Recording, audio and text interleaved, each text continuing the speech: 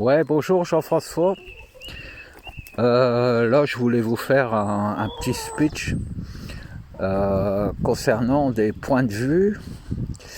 Et quand je parle d'un point de vue, c'est simplement un genre de perception que je viens d'avoir. Et c'est le genre de développement psychique et intellectuel dont je pense que vous pourriez vous inspirer pour comprendre les méandres du monde. J'ai fait une petite vidéo tout à l'heure sur Teddy en roue libre. Bon, j'ai dit ce que je pensais, j'ai le droit. J'ai utilisé les mots qu'il fallait pour que le message passe, mais je n'ai pas trouvé de mots assez forts pour, euh, pour justifier vraiment du fait que ces personnes-là sont de purs abrutis. Et c'est là-dessus que je vais m'appuyer pour ce message que je voudrais vous transmettre. En fait, imaginons même que Dieu existe. On nous dit Dieu existe, c'est lui qui a créé la terre, il a créé le ciel, il a créé les hommes. Eh bien en fait, est-ce que ce fameux Dieu, qui est un esprit, est heureux d'être à l'état d'esprit? Est-ce que lui aussi ne voudrait pas par hasard pouvoir connaître la joie d'être un être vivant? Et en fait, comme vous croyez en lui et que vous imaginez que c'est un esprit qui n'est pas matériel, qui n'est pas biologique, puisque Dieu, c'est un esprit, et bien en fait, si une partie de vous est ce qui constitue ce Dieu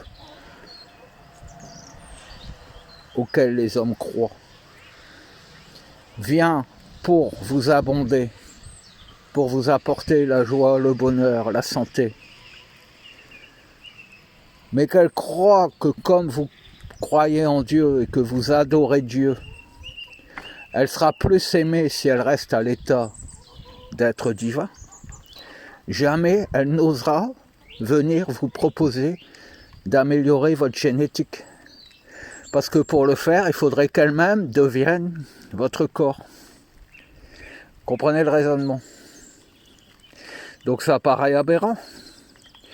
Mais je pense que aujourd'hui, c'est ce qu'on nous montre. Aujourd'hui, la conscience qui vient à moi me montre cela. Je parle souvent de la génétique et je vais prendre ça pour exemple pour vous expliquer le fond de ma pensée. J'estime que la génétique, c'est un système global. Imaginez un grand cercle sur lequel s'inscrit toute expérience biologique. L'information qui fait que la vie existe. Si, ça c'est la perfection, c'est la génétique parfaite. Si cet être-là, qui est unique puisqu'il est la perfection, il ne peut pas y avoir deux perfections, il y a une perfection. La perfection, c'est la perfection. Elle ne peut pas se dédoubler en une perfection et une autre perfection aussi parfaite que la première perfection. Donc c'est l'être cosmique. Il contient en lui toutes les informations de la biologie, mais s'il devient vivant lui-même en tant que perfection, il est une perfection dans un monde parfait. Donc il n'est rien, puisqu'il n'y a pas de différence entre lui et son environnement. Donc ça veut dire que se sélectionne en lui des parcelles de lui-même pour composer des êtres vivants qui soient différents de l'environnement. Et au bout d'un moment, s'engendre un être vivant qui contient en lui la plupart des qualités génétiques C'est pourquoi on a un polymorphisme, c'est-à-dire qu'au départ, on démarre avec la génétique des insectes, puis la génétique des batraciens, puis la génétique des cétacés, puis la génétique des primates, puis la génétique des bœufs, etc., etc. Et en fait, au fur et à mesure, on en arrive à un être humain. C'est comme ça que ça fonctionne. Si on était plus qu'un être humain, peut-être que nous serions l'être suprême vivant. Mais encore une fois, nous toucherions la perfection, et ça c'est le mythe d'Icare qui se brûle les ailes. Si par exemple vous avez une idée de ce qu'est l'être humain, ça a 2 bras, 2 jambes, etc. Et vous dites un être humain ne sait pas voler, alors qu'il a en lui la génétique des oiseaux. Pourquoi est-ce qu'il ne pourrait pas y avoir sur Terre des enfants qui naissent avec des ailes? Je vous signale que certains humains naissent avec un membre caudal. Chez nous, ça a été atrophié. Et pourquoi est-ce que nos omoplates ne se transformeraient pas en ailes? Et pourquoi, au fur et à mesure de l'évolution, il ne serait pas possible que des êtres humains ailés naissent? Je vous pose la question de but en blanc. Qu'est-ce qui l'empêche?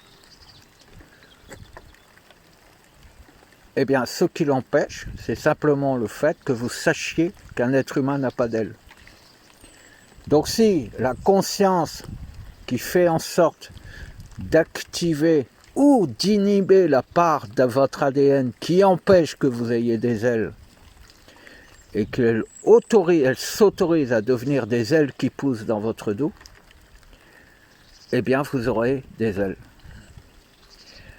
Mais comme dans votre idée, l'être humain n'a pas d'ailes, seulement les oiseaux en ont, et les autruches, eh bien vous vous mettez la tête dans le sable, et en fait, vous empêchez à vos ailes de grandir en même temps que vous-même. Et ces ailes-là qui ne peuvent pas vivre, bien qu'elles soient des ailes parfaites, vont souffrir en permanence de ne pas pouvoir faire comme vous, de se révéler en un être vivant et de connaître la joie, non pas de voler, mais de vous aider dans votre quotidien ou de participer, d'être reconnu comme étant des parties de vous-même qui ont le droit de vivre et qui ont le droit de vous magnifier. Voilà ma conception de la souffrance des divinités. Aujourd'hui, le cosmos entier sait tout ça. Parce que si moi je le sais, maintenant, toutes les consciences humaines, terrestres, galactiques, cosmiques, le savent. Et toutes les consciences peuvent comprendre dans leur esprit que ce que je dis est une hypothèse viable et valable. Donc le cosmos entier, s'il est conscient, sait qu'il ne doit plus avoir peur de faire pousser les ailes sur le corps des futurs êtres humains. Voyez comment ça fonctionne. Et il ne doit pas avoir peur non plus lui-même de devenir un être biologique vivant, s'il a envie d'être un être biologique vivant. La chose qui va changer avec tout ça, c'est quoi? J'ai toujours dit depuis des années, nous vivons dans un monde de souffrance. C'est-à-dire que la vie est née de la souffrance de la matière, de la souffrance de la conscience au cœur de la matière. Et elle a poussé, pulsé jusqu'à ce que émerge d'elle-même un être vivant, qui soit conscient et qui puisse un jour réfléchir à ce que je suis en train de vous dire. Et donc, pour que la perfection puisse devenir un être vivant, elle ne peut pas être une matière qui souffre et qui se transforme en un être parfait. C'est impossible, sinon la matière elle-même disparaît. Il faut donc qu'elle devienne un être vivant par sa propre volonté et par sa propre intelligence. Et c'est ce qui va se produire. On peut considérer qu'aujourd'hui, pour certains d'entre vous, les atomes qui constituaient votre corps, les atomes qui étaient forcés à vivre dans votre corps, à être votre corps, à constituer vos cellules, et les atomes qui étaient forcés de ne pas constituer votre corps, pour que vous puissiez être un être vivant au cœur d'un environnement qui est différent de lui, pour savoir qu'il est en vie, ont été remplacés par l'intelligence de la conscience cosmique. C'est-à-dire qu'à aujourd'hui, vous avez dans votre corps des atomes qui ne sont plus du même type que les atomes qui vous ont constitué. Vous avez dans votre corps des atomes qui sont devenus des atomes volontaires à être vous-même. Et ces atomes qui sont volontaires à être vous-même ne sont autres que la conscience cosmique elle-même qui s'est volontairement transformée en matière pour remplacer les atomes qui eux-mêmes avaient été piégés par la souffrance. J'espère que je me suis bien fait comprendre. Ça veut dire que, à aujourd'hui, tout atome contraint va être libéré par cette même conscience.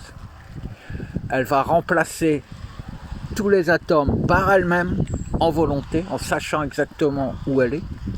C'est déjà fait à 80%. J'ai toujours dit qu'un jour, ce monde serait totalement différent et personne ne verrait qu'il est différent. Avant, le monde était un monde qui était né par la pulsation et par la souffrance mécanique. Aujourd'hui, ce monde est un monde qui est réellement un monde divin, puisqu'il est un monde qui a choisi d'être ce monde. Et il a choisi d'être ce monde, non pas parce qu'il aime ce monde, mais pour pouvoir faire en sorte que quand il aura remplacé tous les atomes du monde, il puisse se refaçonner lui-même en un être vivant qu'il souhaite être. Et c'est ce qui se produit. Vous pouvez l'aider à le faire. Mais pour l'aider à le faire, il faut que vous cessiez de croire que les choses sont ainsi. Il faut dire que les choses peuvent être tout ce qu'elles veulent être, y compris votre propre corps. Et si des ailes doivent pousser dans votre dos, laissez-les faire. Pour compléter ce message et pour vous faire comprendre à quel point il est très facile pour nous de nous tromper et de ne pas percevoir ce que je viens de vous faire percevoir, on parle du cancer. On dit le cancer, ce sont des cellules immortelles. Elles sont difformes. Ça veut dire qu'elles ne sont pas viables en tant qu'être biologique. Et pourtant, elles sont immortelles. J'ai toujours su que le cancer, c'était en fait des cellules qui avaient été colonisées par des consciences d'autres personnes. C'est-à-dire que le cancer qui pourrait éventuellement naître dans votre corps, ça ne sont que des consciences d'autres personnes qui croient qu'elles sont dans leur corps originel et qui poussent, mais comme elles sont séparées de leur propre ADN, elles poussent de manière aléatoire. Et c'est pourquoi elles paraissent éternelles, parce que si vous mourrez, les autres personnes continuant à vivre, votre cancer continue à vivre. Est-ce que vous comprenez ? Eh bien, imaginons qu'au lieu de contester le cancer et de dire ce cancer c'est un être merveilleux puisqu'il est immortel et que nous aurions bien aimé aussi pouvoir le devenir, eh bien proposons à ces cellules qui ont trouvé la clé pour être éternelles de se discipliniser un peu et de devenir un être hybride qui sera notre corps vivant, fabriqué, façonné tel que notre ADN le propose, mais qui s'organisent pour garder leur capacité à devenir immortels. Ça paraît aberrant, je ne vous conseille pas évidemment de le faire, faites-le déjà dans votre esprit. Imaginez que ce soit possible. Et pour vous dire que j'imagine que c'est possible, je suis persuadé que c'est la vérité. Et je suis persuadé aussi, tant qu'à faire, que les grands de ce monde le savent et que quand ils vous proposent de faire une ablation de vos cellules cancéreuses, tout comme ils font pour le placenta, ils les conservent, ils les élèvent et ils essayent d'en faire un être vivant pour trouver les clés de l'éternité. Voilà. Donc ça paraît glauque, mais c'est à ça qu'il faut vous préparer. Apprendre des choses comme la pédophilie, comme l'affaire d'Epstein et tout ça, ça n'est qu'un début. Apprenez, anticipez et apprenez par vous-même tout ce que vous penseriez aujourd'hui extraordinaire. Dites-vous que tout est possible, puisque il suffit de voir par exemple la diversité de la nature.